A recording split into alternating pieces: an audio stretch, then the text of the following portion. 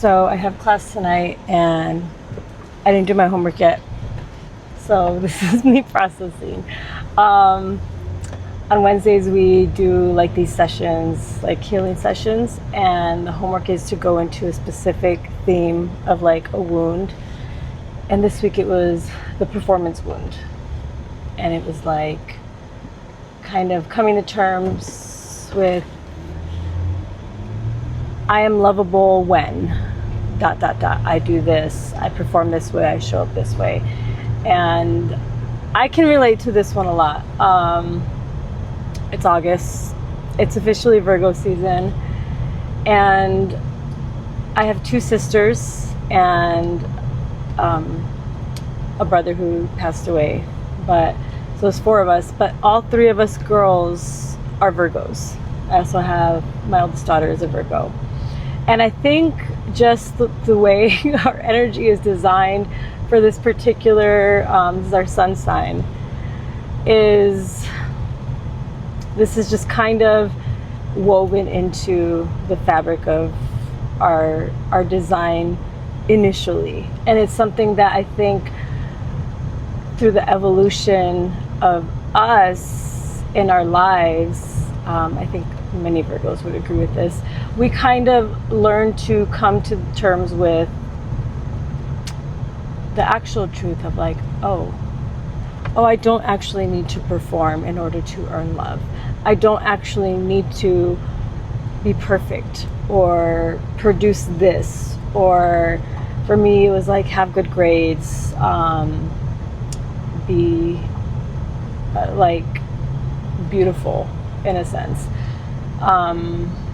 For different reasons, right? I think for me, I want to say it's a cultural thing, but definitely like in my family, like there's this tie to aesthetics, to beauty, to thinness, and being worthy of love, but in a very like insidious way where also we're told in direct and indirect ways since we're little girls that you have to be beautiful enough and thin enough and whatever enough, submissive enough, convenient enough, helpful enough,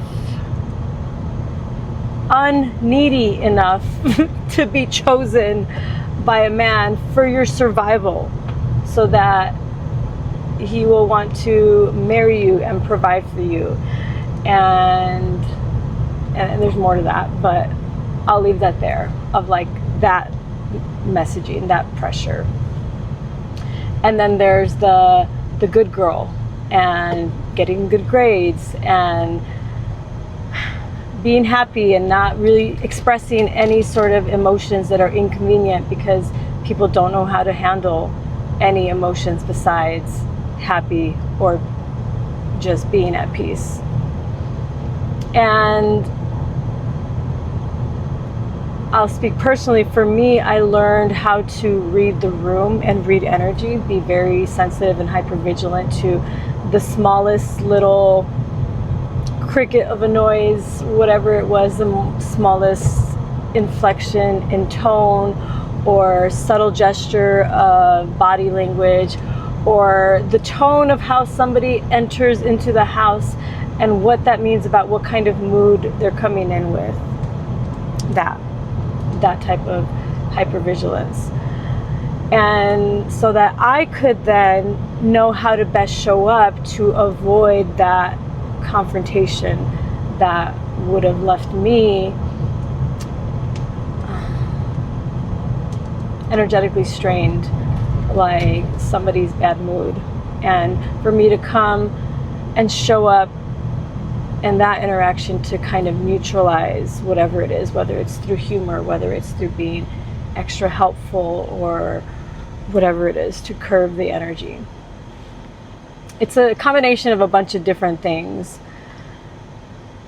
But basically you learn to sacrifice yourself and ignore whatever your natural cues of your body and your capacity are communicating to you in order to acquiesce to everyone else around you at the cost of yourself, your capacity, your needs, your own thoughts, your own anything.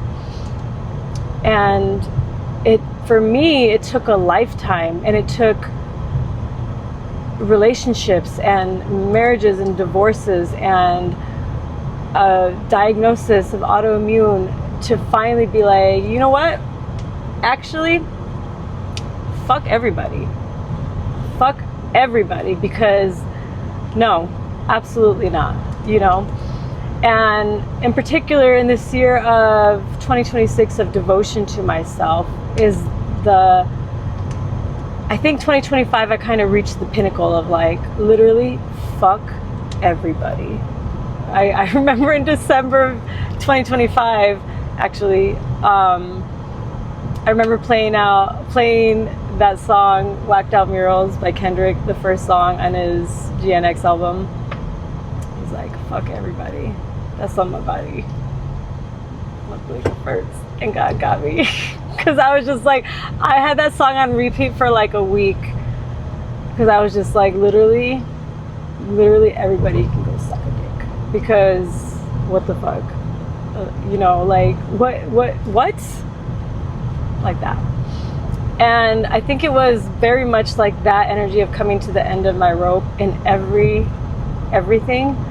And just being like, you know what? It's time. It's literally time for me to close everybody out and focus on myself. And not in a way of like resentment and like hate, but just of like withdrawing myself, pulling back all of my energy and saying, finally, I'm going to actually do what I've been saying that I need to do and that I'm going to do. And that's give myself rest. Give myself all of the attention and intention that I pour outwardly constantly. Take care of what I got to do in my life, as in be a mother, but everything else, everyone else can fuck all the way off. And that's been my healing journey of the productivity wound, the performance wound of like feeling like I had to earn my way into love. And this actually started for me when before I was officially divorced, but separated from this last one, the father of my children.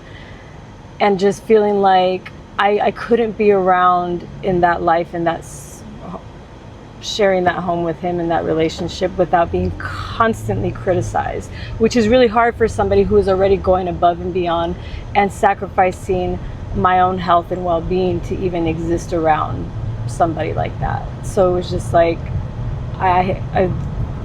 it was depleting me completely.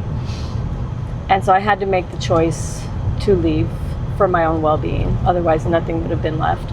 But also it was in that season where I meditated and I received what is now my official legal last name, V.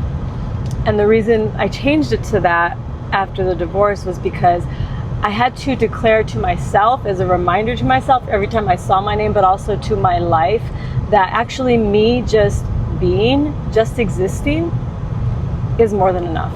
Just my existence, my presence, first of all in my life, but then when I'm ready to open up to share with people, that is more than enough. I don't have to produce, I don't have to earn, I don't have to anything. I don't have to do anything to earn love, because that's not love. And this year has been me withdrawing, like I said, from any and all interactions and people and whatever, calling all of my energy back to myself to really pour into myself and restore and heal.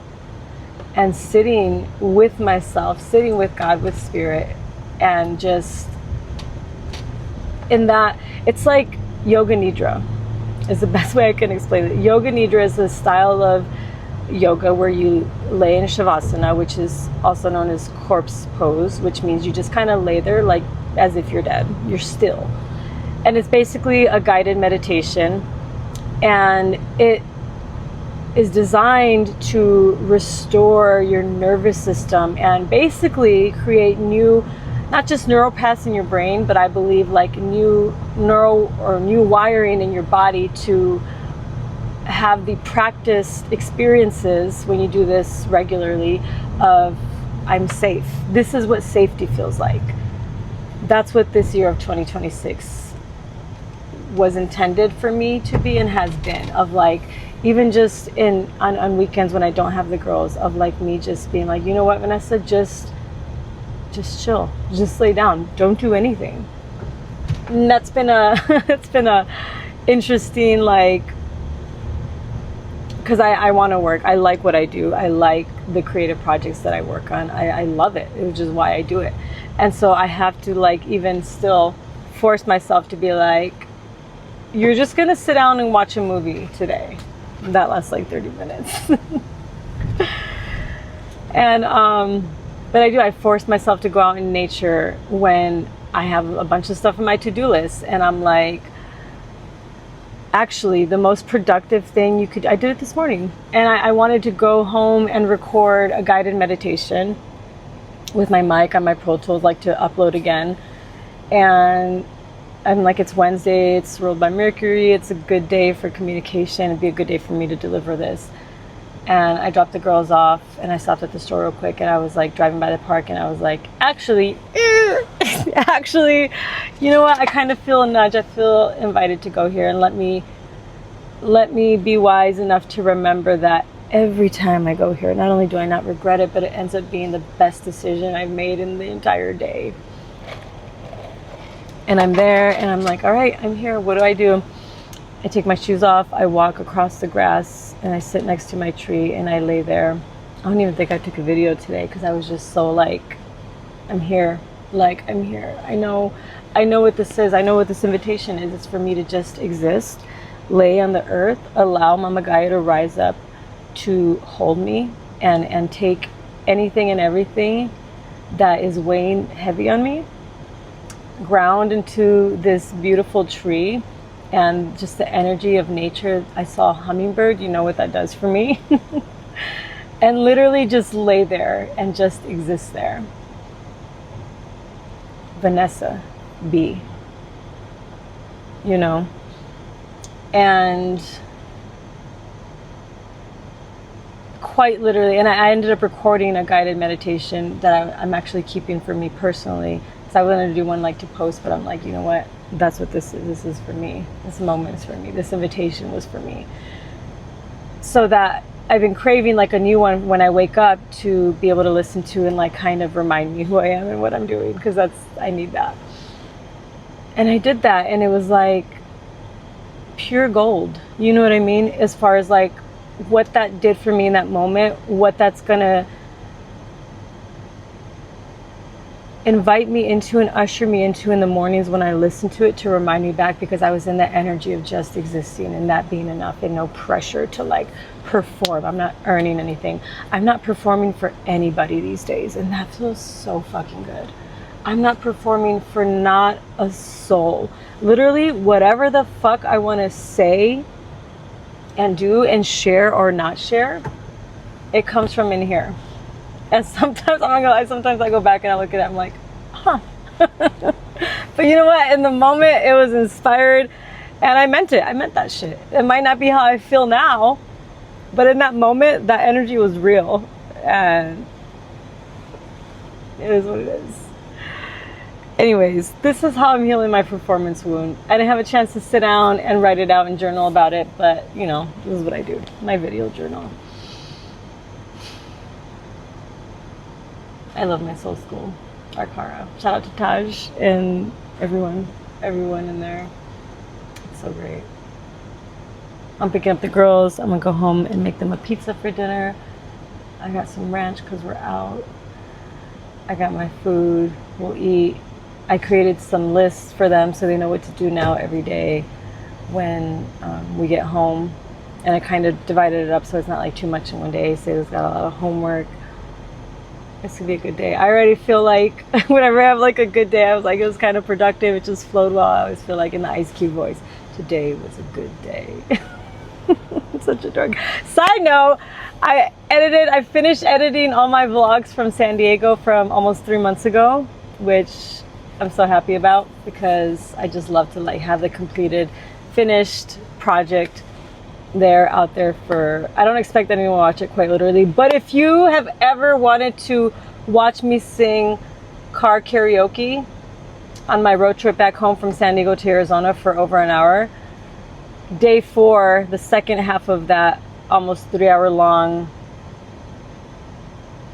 vlog is the one for you to watch. Anyways, that's all. Have a good day.